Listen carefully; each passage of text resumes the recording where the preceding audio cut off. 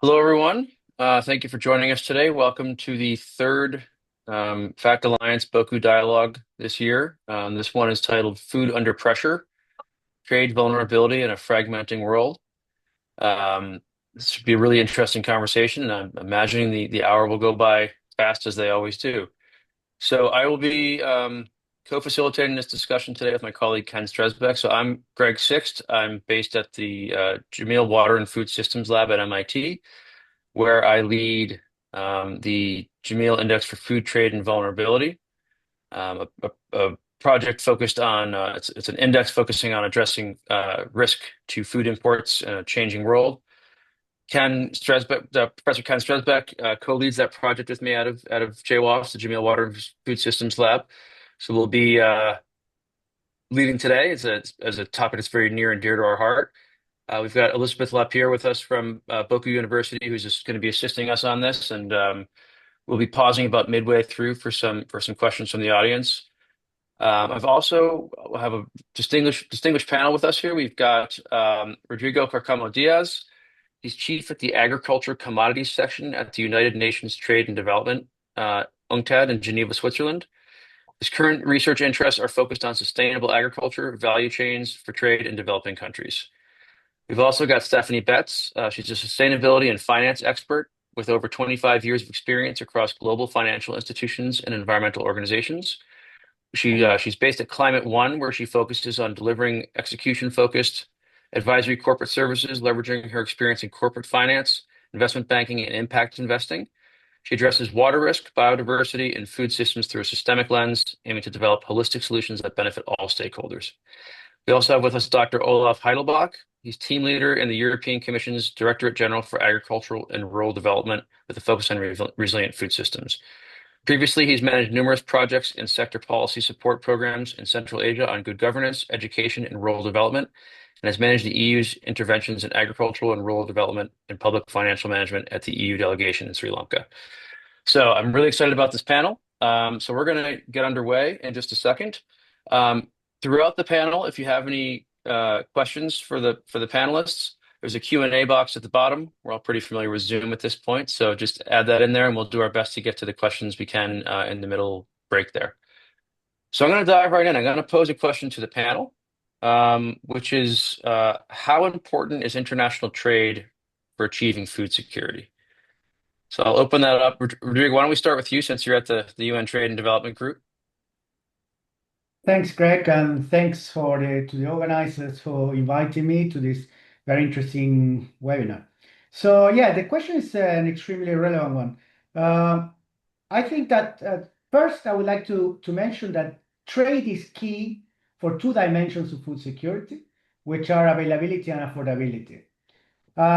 More than 1 in 5 global calories cross at least one international border.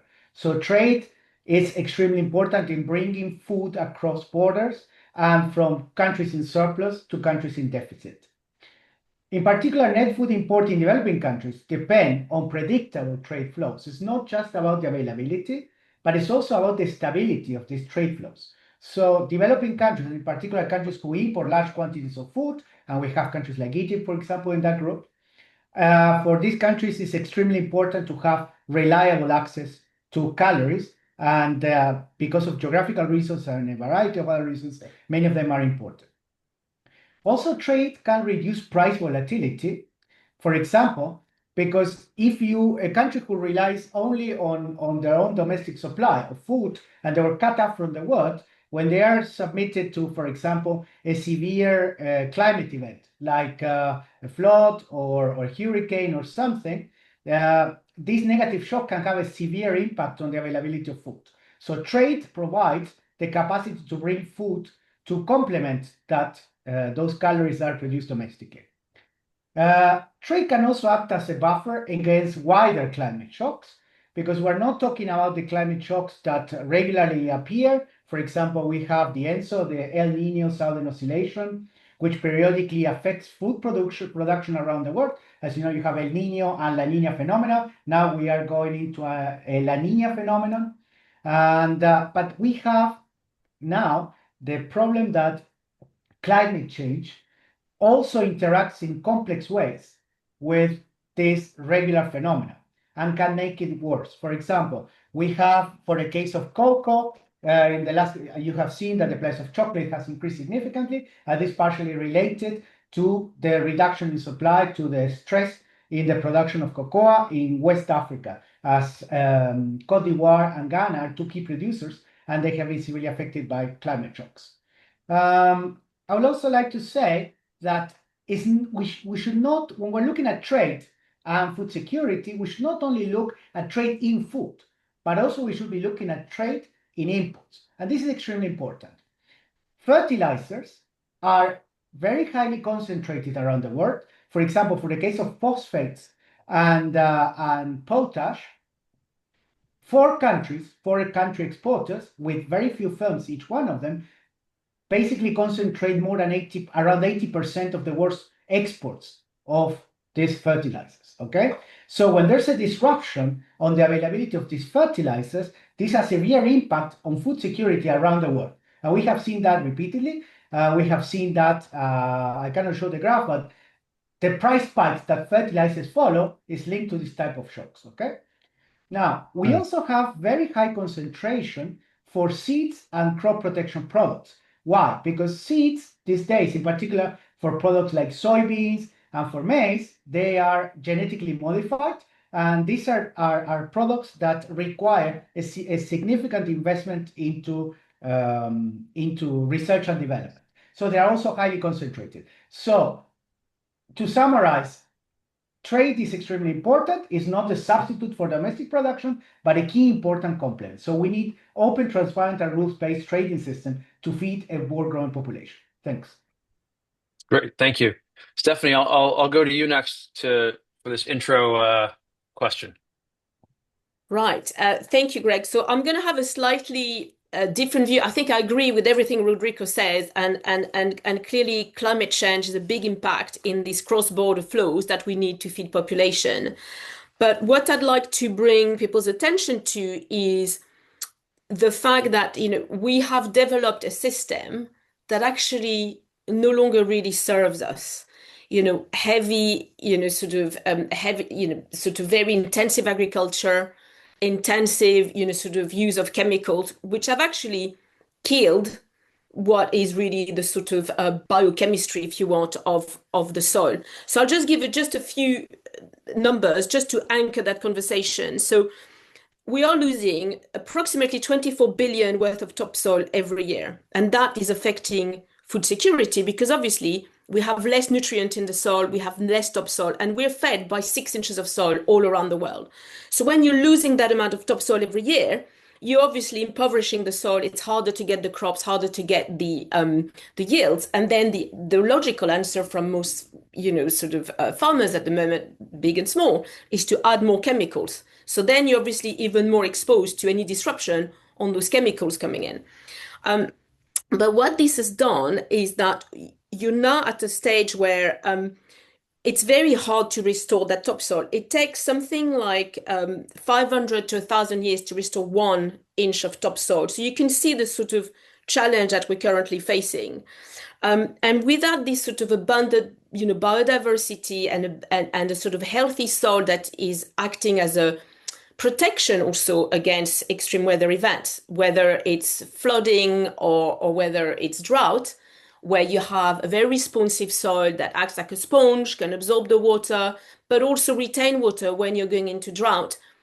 What we see is farmers being a lot more exposed than ever before to the risk of climate change. So it's kind of like a very sort of toxic cocktail, if you want, of dependency and loss of soil, and the loss of soil is also linked to that dependency to these, sort of heavy chemical input.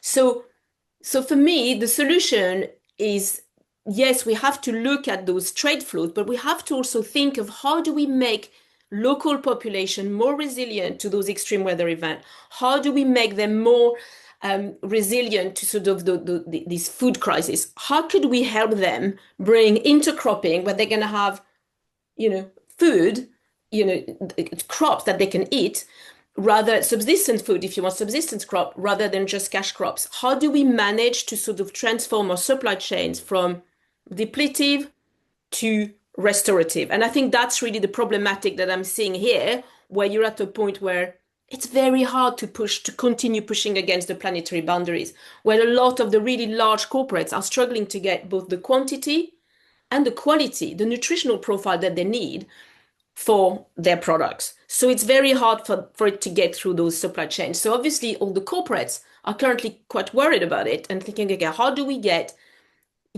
we solve the problem at the first mile of the supply chain to make sure we get the produce that we need to deliver the outcomes and then feed the trade?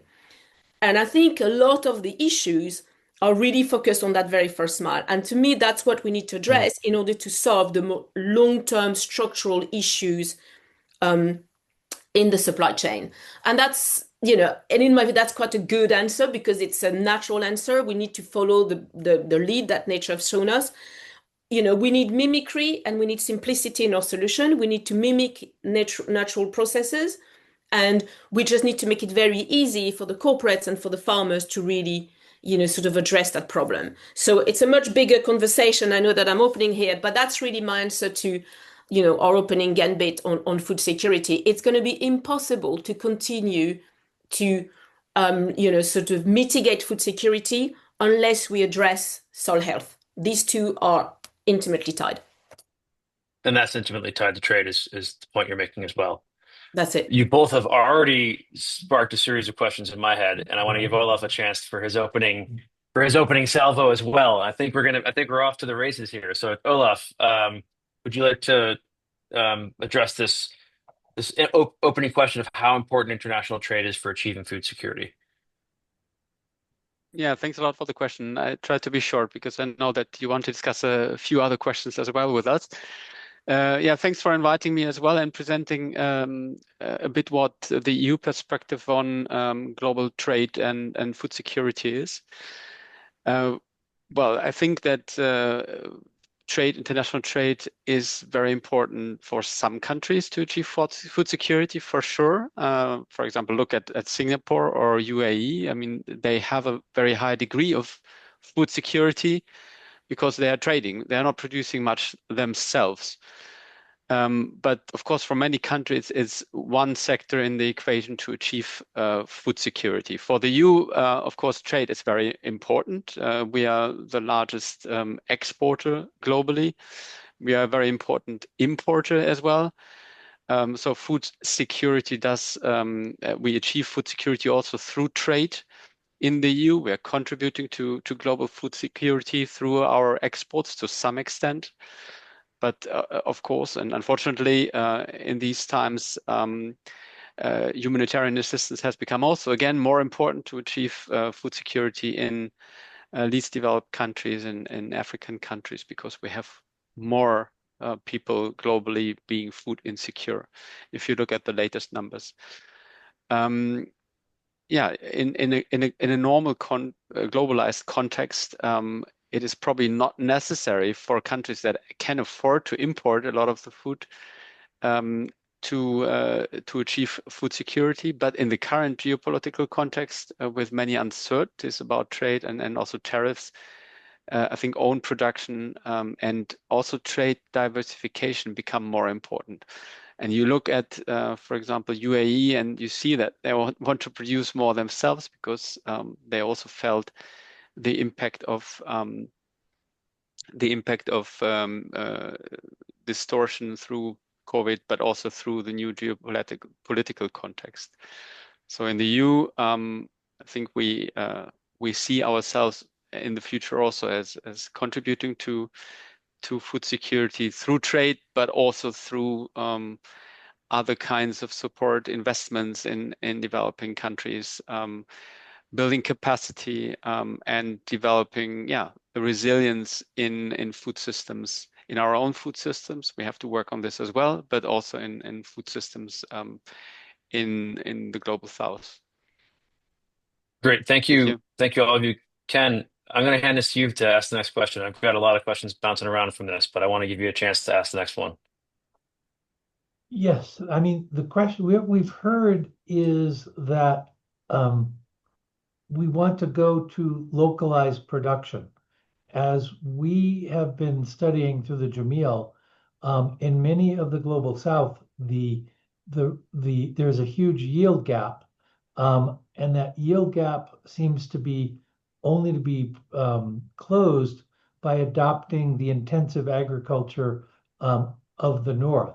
So the question is, what from all of your sides, how do you see this tension in the future of increasing local yields, but potentially at an environmentally degrading activity? The alternative is trade to meet those needs, but how do countries pay for that trade? So this balance between food sovereignty or food security and food self-sufficiency. What are some of your thoughts there? Because we see trade-offs, and I'd like to know your thoughts. Who We'll would like to start. take that first? Yeah. I think we'll start with Stephanie. Yeah, because Thanks, Ken. Actually, yes, that was a really a brilliant question. I think we're hitting the limits of planetary boundaries.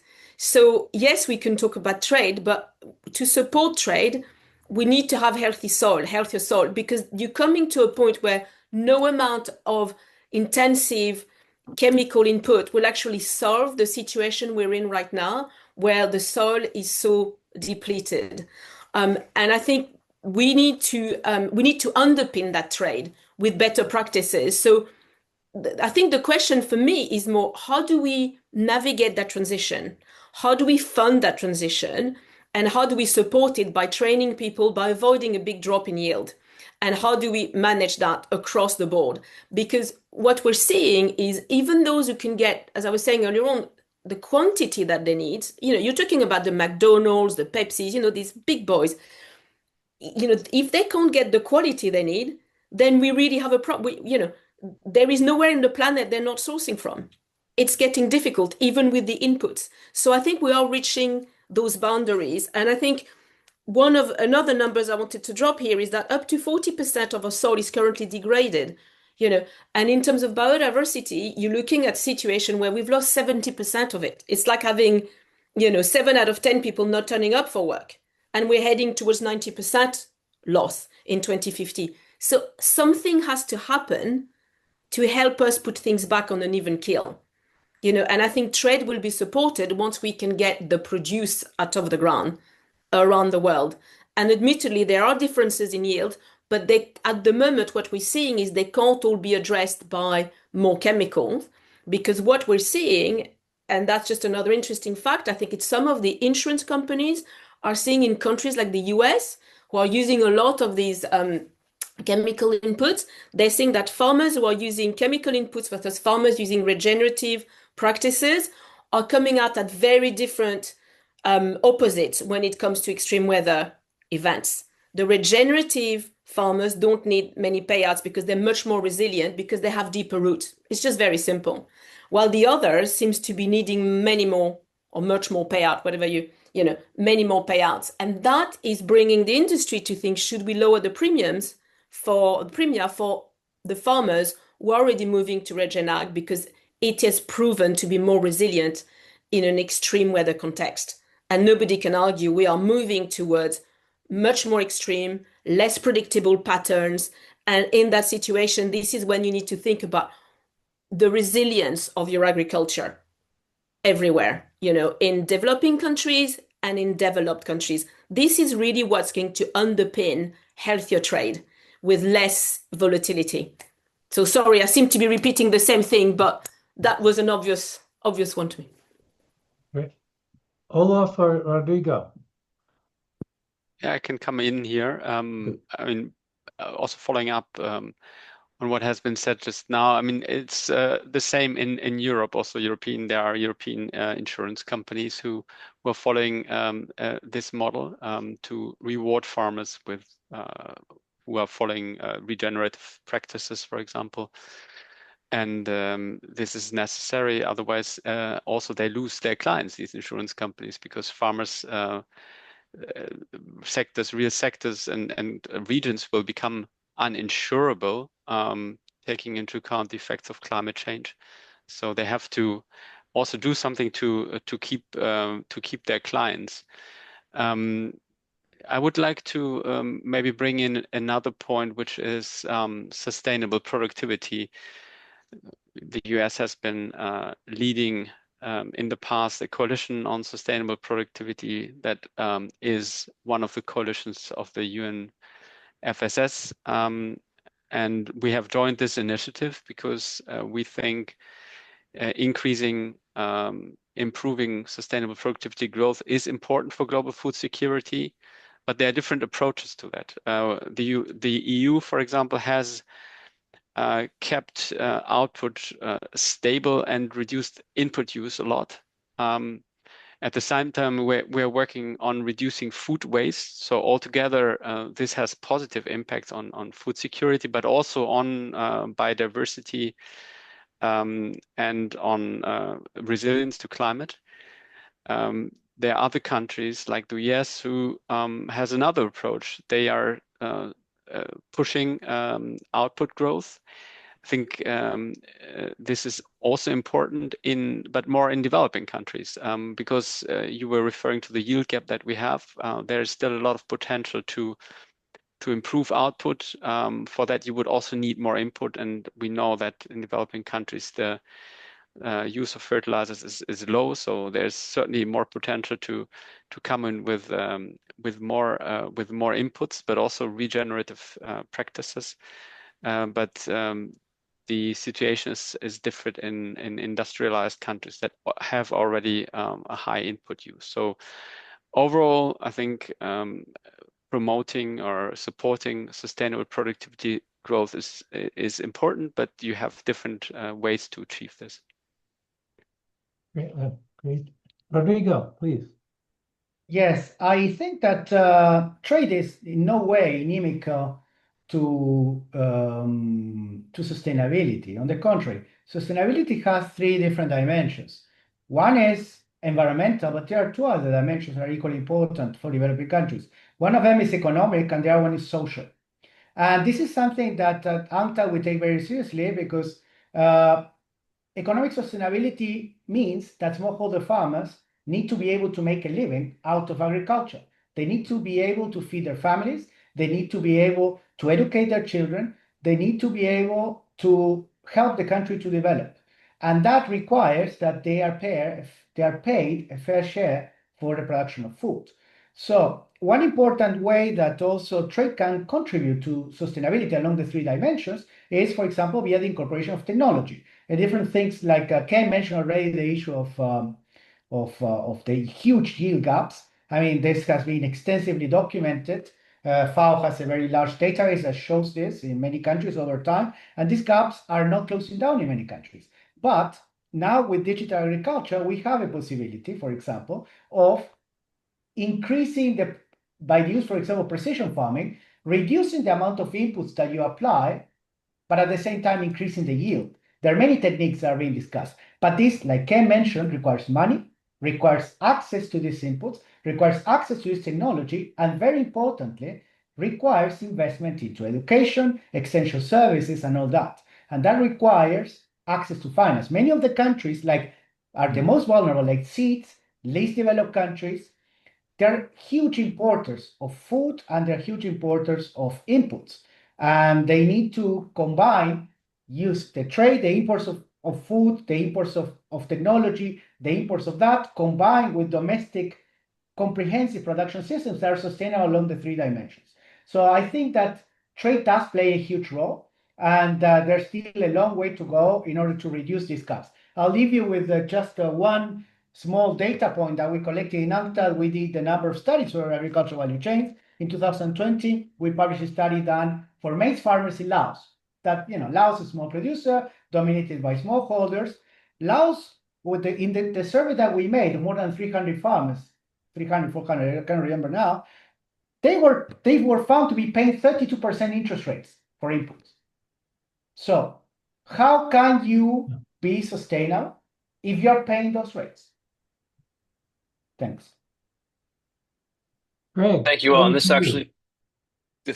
thank you. This cues us up well for we're talking about sustainability and resilience. We're at a time of global change, not just climate change, but we're seeing geopolitical instability. How resilient is the current food trade system to multiple shocks, to compounding shocks such as extreme weather, market shocks, geopolitical conflict, and the interaction of those? How resilient do we see the system being to those as the risks increase? Who wants to take that one? Rodrigo. Yes. Okay. So I think that the question is an excellent one. It's has a complex answers. On the one hand, we have when we look at risks, we have to look at two types of risks. One is risk in the sense that events, negative shocks that can be assigned ex ante a probability, a subjective probability. Okay, so it's a normal concept of risk. We're talking about, for example, disruptions in, climate variation according to historical patterns, not considering climate change, of course. We're looking about possibility of extension of regional conflicts, things like this that can be predicted on the basis of existing data. But very importantly, we also have uncertainty, Knightian uncertainty, as defined by Knight in 1921. Right. This type of uncertainty is the unknown of the unknown. We don't know. For example, what is the probability that tomorrow or the year after a new pandemic like COVID-19 will come up and result in a complete disruption of world trade? That doesn't have a very easy probability to assign ex ante, okay? So you cannot insure against this type of event. And this is something I think that the world system is very not well prepared to deal with, okay? Second, and I think that how to address risk is one thing, but how to pay for those risks is a different topic. Because in the end, when we're talking about producers, and in particular producers in developing countries, the availability of insurance, the availability of protection to any type of shock is limited because there are imperfect markets or even non-existent markets, for example, for insurance services. Also, there is the issue of even things that can be predicted to a certain extent using climate models like hurricanes or regional events that are periodic. They have devastating effects that are not easy to insure, for example, for small island countries. We know countries in the Caribbean are periodically devastated, and in Central America, devastated by hurricanes that destroy completely or most of the agricultural production in some of the countries. And it is very difficult for these countries to insure against these very, very high impact events. So we can discuss further on that, but I think these are issues that are normally not considered when people discuss about risk and vulnerability, not because they don't know, but it's simply very difficult to model. There's the work of Gilboa recently. There's a book by him in 2009 where he explains how to estimate or to assign probabilities to this type of events. There's a lot of work having done on that. Thanks. Thank you. Stephanie, I saw you nodding. So I think you have a response. And then Olaf, I want to go to you specific with a question on Ukraine after Stephanie responds, if that's okay. I want to build off this. Yeah, I'll just make it a very quick one. I think that Rodrigo's right, but what's changing, we're not going to create a perfect world in the next 5 or 10 years, but we have to act very quickly because some of the constraints that are coming to us, in particular in terms of water scarcity, are going to make those situations so dire that it will be really harder to respond and to try and build that, that responsiveness and that resilience. But I think that if we can focus on rolling out the right technology, and in particular AI, which can help us resolve some of these problems at speed and at scale, looking at yields, helping, exchange information to see what can be done in a particular landscape to improve that resilience. I think we've got a better shot at really helping the more vulnerable countries to respond. So countries like Barbados in particular, we're talking about the Caribbeans, are doing a lot at the moment with the sovereign cloud. We're trying to sort of harvest a lot more data to better understand the vulnerabilities in the case of an extreme weather event, so they can start anticipating and preparing for those events, even if we have no idea how to anticipate, how to calculate that probability. But we now know these events that were 1 in 100 years or 1 in 1,000 years are not going to come every 10 years or every 5 years sometimes. So I think technology here has a critical role to play. We haven't talked much about technology so far, but that's really where it's going to come in. It's that precision, it's understanding vulnerability, where they are and what they are, and what we can do to anticipate and to prepare. Thank you, Olaf. I want to give you a chance to respond to this as well. But then, if you're based in the EU, you work with the EU on this. Is there something unique about the experience of Ukraine that is reflected in this question? Yes, I mean, first of all, to the previous question, I would like to add that we have learned, of course, from previous crises, the 2008-9 crisis. The AMIS, the Agricultural Market Information System, has been created, and this is enhancing food market transparency and policy response for food security.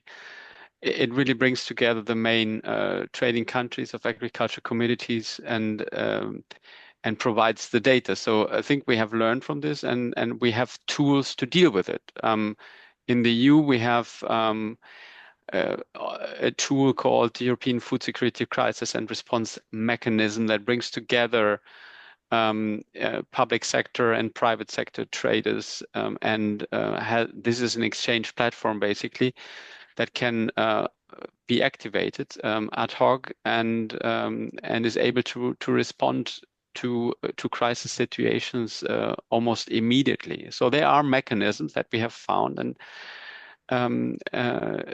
to respond. Also, with regard to Ukraine, and this is your second question, basically, how this war, Russian war of aggression against Ukraine, has affected trade. I think also there we have shown that the EU, also globally, we are able to respond rather quickly.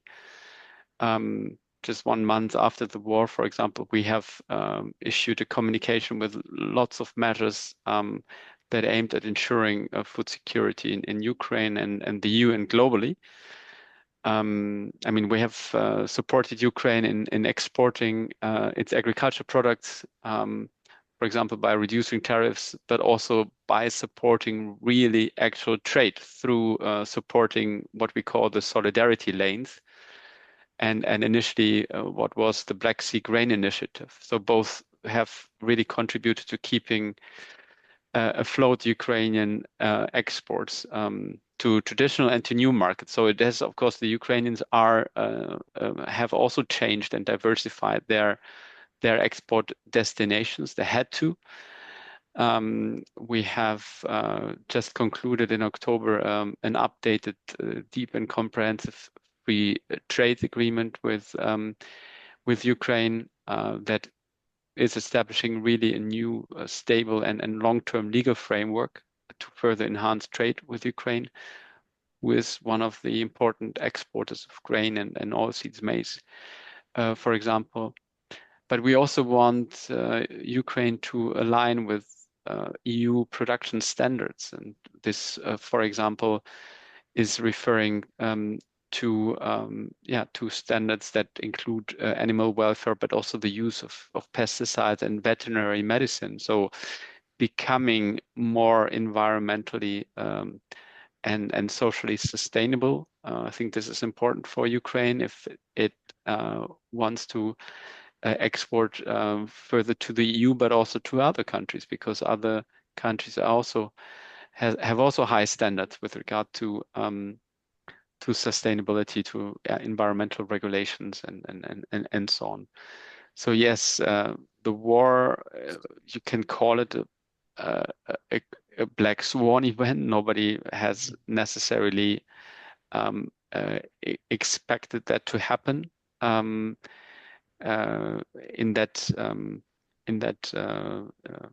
that scale.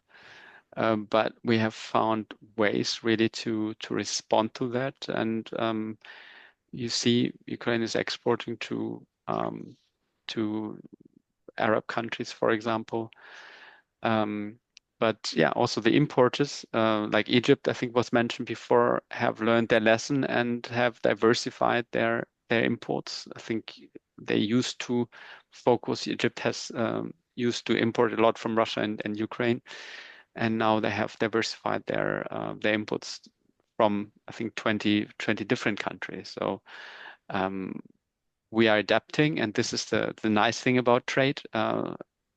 Trade flows can really react quickly and adapt depending on the situation. Thank you all. So, Ken, I want to give you a chance to. I want to move the Q&A, but this conversation's been pretty dynamic. So, I wanted to ask you if you have any follow-up questions to what you've heard. Yes, and especially I'm excited that Stephanie is on the call. Bringing some information from a recent policy seminar that Greg and I had, we are hearing about the need for regenerative agriculture, for closing the yield gap, for human capital, for imports, and for me, most importantly, education or human capital development. This requires investment and finance. And I throw out the question, can this be done through government finance or and even locally, or is there a need for direct foreign investment? And should that come from the private sector, or are we going to see that from governments which are currently investing less in development? So how do we make this happen? How do we get the money and the investments there? And should we be looking at private sector doing that, or is it going to be government and non-governmental funding? That's a great question, and that's also a tough one to answer because there's no magic bullet to this. And one of the themes I often come back to is the tragedy of the commons.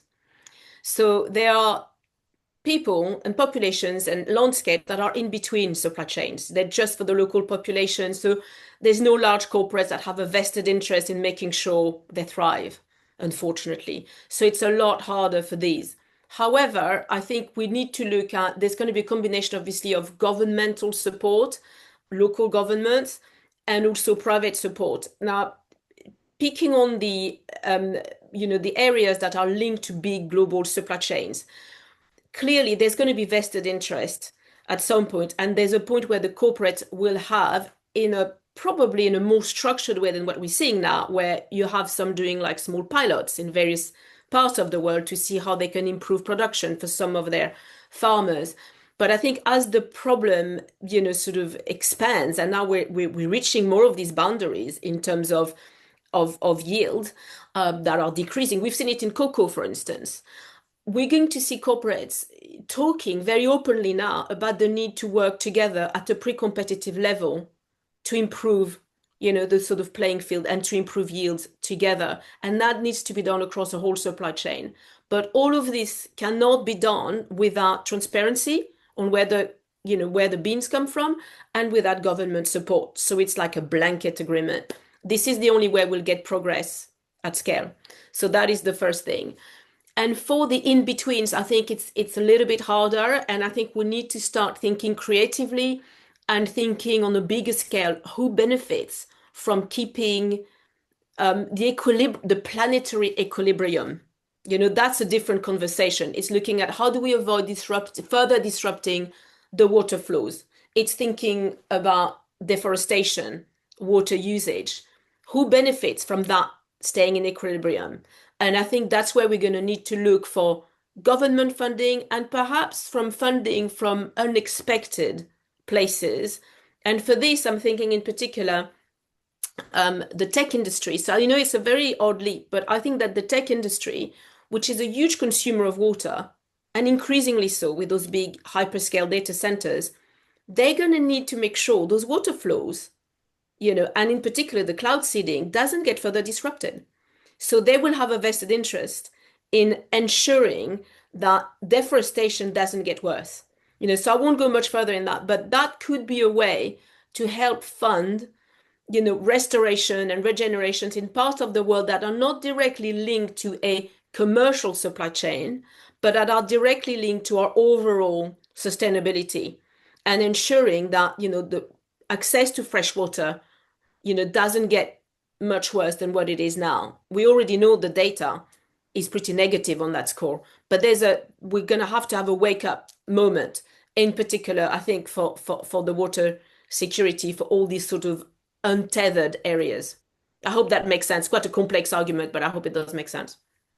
Yeah, finding those mutual gains opportunities where to preserve water for one industry, the methods of the landscape preservation could benefit food production. I think if you look at watersheds and what's been happening in watersheds already, where people have come together in watershed because suddenly they see a mutual benefit and everybody's playing ball because you can monitor that with AI, with satellite data, with with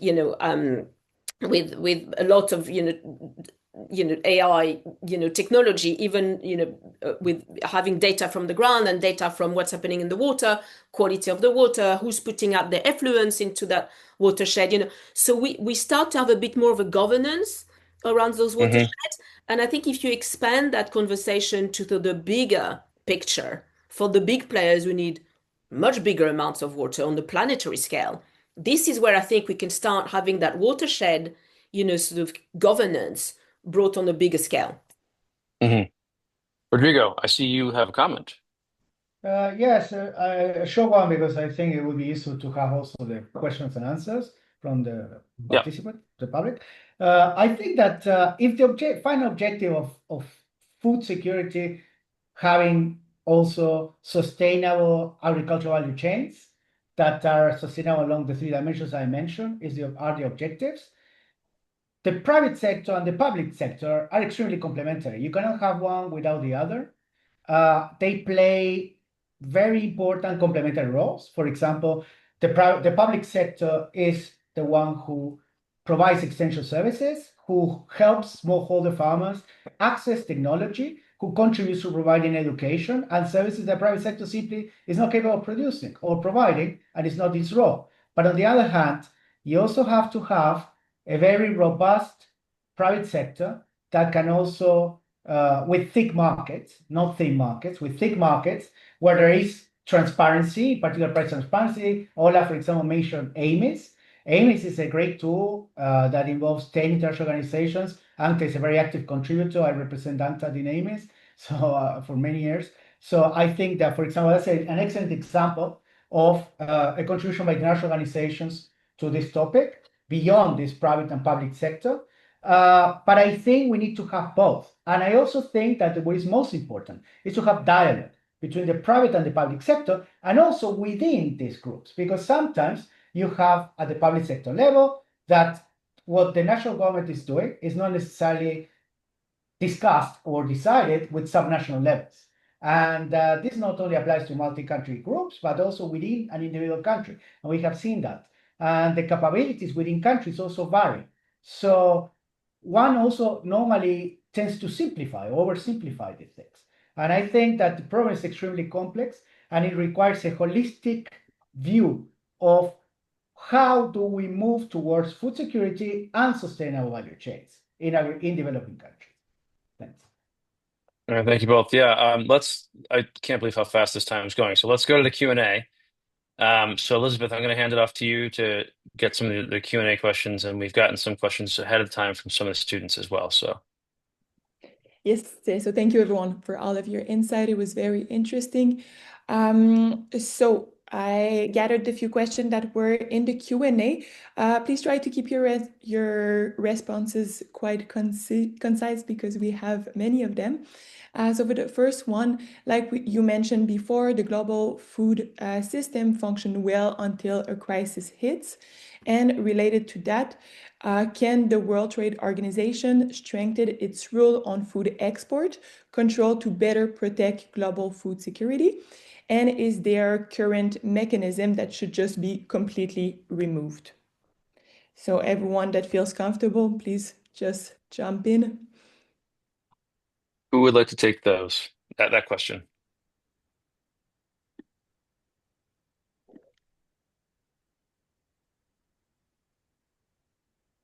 All right, we can always come back to that on the WTO question. Okay. Elizabeth dropped in there. So Yes, no problem. The question also, we received it from BOKU students on a more general point of view, so not just related to the World Trade Organization, but if there's something at the international governance level that should be done to improve a more resilient food trade system. So if someone have more to say, yes, Rodrigo, please go. Rodrigo? Yeah, I think, look, I honestly believe that a multilateral, open, fully functional trading system is essential for trade and for food security. And that involves rules, and that involves discussions, and that involves dialogue, and that involves strengthening institutions. So having a system that works for all countries is extremely important. This is something that there has been, for example, at the WTO, the Committee on Agriculture is the committee within the WTO that discusses and implements the Agreement on Agriculture that was created in 1995, the creation of the WTO, to look at issues concerning food security, concerning trade in agriculture, for example, domestic support, subsidies, etc., that are extremely important for the functioning of international trade. And so, yes, there are tools there, and there's a lot of work and discussions at the moment around how to improve and how to continue strengthening global trade, which is essential for food security.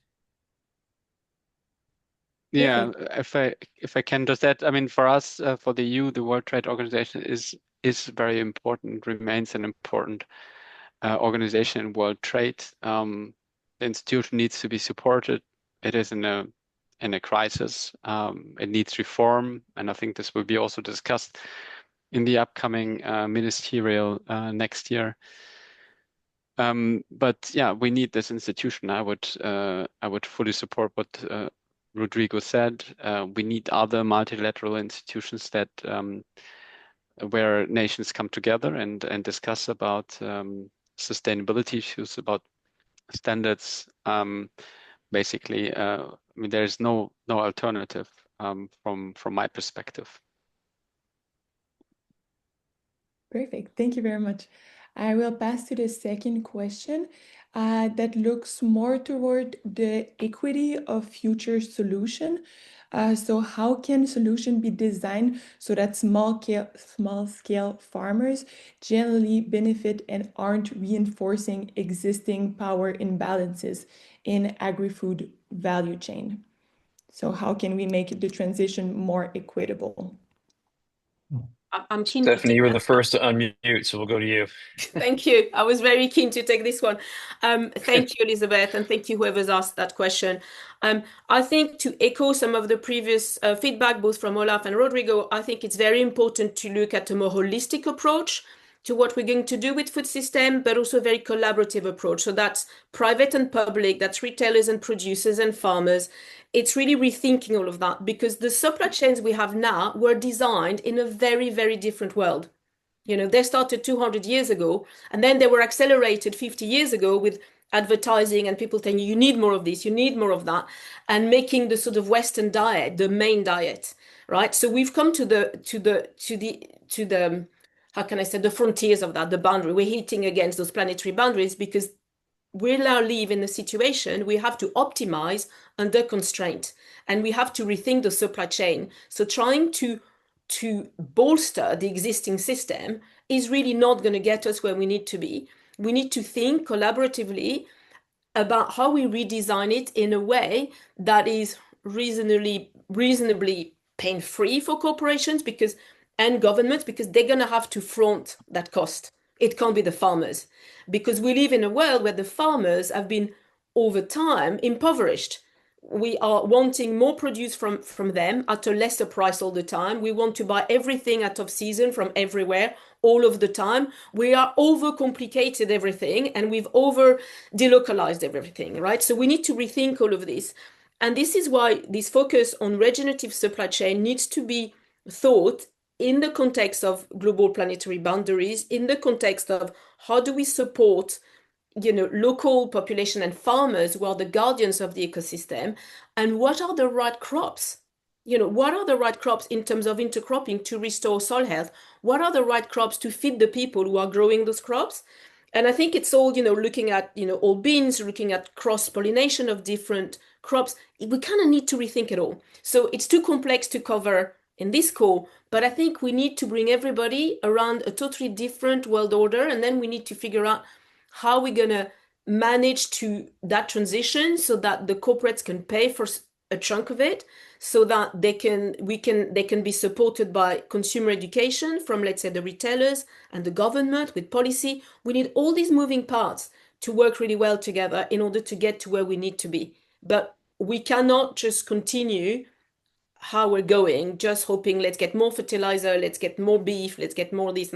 We just need to a total rethink. And the dialogue is really what's going to be critical to redesign a more holistic system that is appropriate for today and for the world we're living in with the boundaries that we're facing. Thanks, Stephanie. Rodrigo, I see you unmuted. I want to give you a chance to reply briefly, and then I think, Elizabeth, we can fit in one more question from the Q&A. So, Very, Rodrigo, very floor is briefly. yours. Thanks, Greg. Very, very briefly. I think that one important challenge that is faced by smallholder farmers and by farmers in general is the fact that they are unobservables, and that sustainable agricultural products are not even an experience good. That means that when a consumer buys something, a product, let's say coffee, they don't know if that coffee was deforested or not. They don't know how much a farmer was paid for that. They don't know whether the practices that were used by along all the value chain were sustainable. They don't know who kept most of the profit from that. They don't know any of that information, okay? And the market over the years have developed some solutions to that, which are, for example, voluntary standards. But I think that more needs to be done to try to, improve the economic sustainability of farmers. There are many different tools that we are looking at. ANTA, for example, at the moment has a sustainable coffee project in Asia, in 3 countries for Arabica coffee. And one of the potential tools for that is vertical differentiation, meaning that producers get for quality a real better price for their product. It's not just only about yields, even though yields are an essential part of the solution. I fully agree with Ken and everybody, but it's not the only solution. It should not be only about increasing yields. It should also be about increasing the profits and also being rewarded for better practices. For example, good agricultural practices, sustainability, etc. So I think this should be part of the equation. And I also agree with Stephanie that additional dialogue and cooperation is essential. Thanks. And Olaf, I see you've unmuted as well, so I want to give you a chance to respond to this as well. May I drop something for Rodrigo on a nutritional profile? That's going to be the next thing to help push that, this. It's not, as you say, producing more, it's producing better, and getting the farmers to get more out of the production because of the nutritional profile or the taste profile, etc. Sorry. I actually thought the same thing as he was talking. Olaf. Yeah, no, just quickly. I mean, not only in developing countries, we have smallholders, also in the EU. I mean, we have 9 million farmers in the EU on the one side, and then we have a handful of large retailers on the other side, of course. So you can, of course, create consumer awareness and willingness to pay. But we have come to the conclusion that we also need legal instruments to enforce basically fair prices for farmers. And for example, we have an initiative which is called the Unfair Trading Practices Initiative Regulation, where retailers, off-takers, processors are forced to make fair contracts with farmers, in a nutshell. And I think this is necessary not only in the EU, but around the globe. And this is one of the tools to make sure that smallholders, smaller farmers get their fair share of the trade and of the value chain. Great, thank you all. And Ken, I see this has sparked a response from you. So we are facilitators and active participants in discussion. So Ken, please go ahead. No, I'm not going to give an answer. I'm going to ask for our incredible panelists to answer this. One of the Okay. things as I listen is, and we have quite a few economists on the panel and on there, is the problem in the world is we go for least cost marginal solutions. And what I'm hearing is that there are a lot of externalities in the food system that where those who are being harmed are not, those costs are not being added, both politically and socially and environmentally. How do we bring that in now in a world that's much more transactional and the poor and the others seem to be left behind. Development is behind at the moment. How do we bring those externalities in and how do we balance them? Because sometimes focusing on environment is at the cost of food security. So, what are your thoughts about this? And I can only leave coming from here as one, I'm excited that everybody's thinking about these problems because complexity is the word I take away from this meeting. The solutions are complex, the problems are complex, so we can't have simple solutions. But what are your thoughts there about how we bring those externalities in, both in the South and in the North, because they affect both people? I think I go Olaf first, and then Rodrigo, and then Stephanie. Yeah, thanks a lot. Very good question. I had mentioned the word sustainable productivity before, and this is about really integrating the externalities in the thinking. So not only aiming at productivity at any cost, but thinking about how to achieve this sustainably. And there are lots of examples around the world how you can do this. If you look at the website of the Sustainable Productivity Growth Coalition, for example, there's a compendium of best practices from around the globe, how this can be done in practice. There are new technologies, of course, to achieve sustainable productivity growth. Always the focus is on the environment, but social sustainability is also very important for sure. And then the other point I wanted to mention here in this context is, how to price that in the consumer price. And there are also many approaches. And we are, for example, funding a research project which is focusing on true cost accounting. Yes, you're right. I mean, it's maybe not the most topical area of research at the moment, but I think it will come back because people will realize that this is necessary in order to achieve long-term productivity and also happy producers and happy consumers. So this is nothing that we should forget about, continue with the path and wait for better times. Thank you. Danke. Rodrigo. Yeah, briefly, your question is excellent, and it has been subject to a lot of work over many years, and we don't have a concrete answer to that, but there are many efforts that are being done. What I would like to add is, I believe that part of the solution is additional international dialogue among policy sectors. For example, when we're talking about mandatory standards, inclusive mandatory standards that allow smallholders to keep participating in international trade with sustainable products. Additional dialogue needs to be at the international level among countries, among stakeholders, private, public sector, and others, on how to set these standards, on how to measure them, how to value these externalities, how to price in these externalities. And one of the biggest challenges I think that's still not addressed is sometimes the externalities overlap. So if you solve one, you may be making another one worse. So it's a very complex topic. There's no one size fits all, but unless we dedicate more resources to this research and to this discussion, we're never going to arrive to the answer. Yeah, Gracias. Rodrigo, Thank I just you. want to chime in real quick. The careful of the externality overlap is, trying to cut out trans fats in the diets has driven a lot of the palm oil deforestation, right? So Just a good example there. Didn't mean to steal your time, Stephanie. Please, I'll give you the closing word.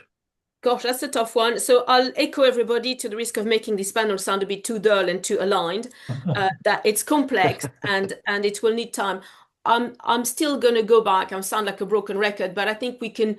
There's an element of also staging the solutions to look at a holistic approach and looking at what are the priorities, what is underpinning what.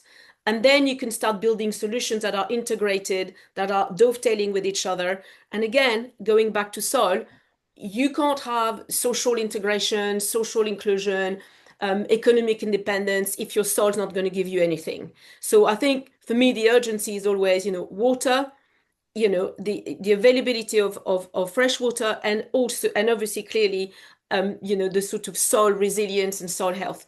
This is where it all starts. That's where it all comes from. This is our number one infrastructure for everything that we do, right? And when people say 50% of our GDP is linked to soil, no, it's about 100%, because even the people who are not directly linked to it, they'll be linked to people who are linked to it. So we need to start there. And then from there, I agree, we need to start thinking and weaving in what are the priorities on a social basis. But you can't address the social, before you've addressed that. It's like you can't share a pie before you've baked it. So I think it's all about focusing on baking that pie, on supporting that ecosystem that will in turn support us to then address the other externalities and make sure that those farmers have a voice, those communities have a voice, and they can thrive. And there are some really interesting examples. I will just give one shout out to the Cocoa Project, led by the lovely Luis Mabulo in the Philippines, where they've done this experiment with farmers. And then one farmer looked over the fence and see that the others are doing very well. And they've all started to move to regenerative practices. They are selling their productions in 4 days. They go to market in 4 days, all the production is gone. And their lives have been transformed.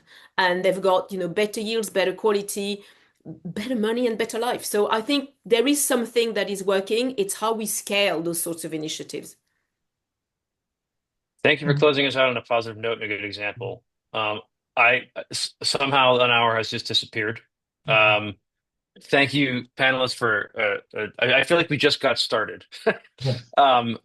So these hours are. I don't think they're ever quite enough. And thank you for the folks who wrote in questions. Sorry we didn't get to all of them. Again, this just goes by so fast. So thank you all for joining us on this final Fact BOKU dialogue of the year, and we'll see the students for the second half. And again, panelists, if you can stay on with this separate link that we sent you to join us for the engagement with the students, much appreciated. We'd also understand if you can't. So, thank you, everyone. See you on the series next year. Thank you. Thank you Thanks, very Greg, much. everyone. Bye. Thank you. Thank you. Bye. Thank you, Greg, for hosting, and Michael. Thank you. Thanks for helping and co-hosting, Ken.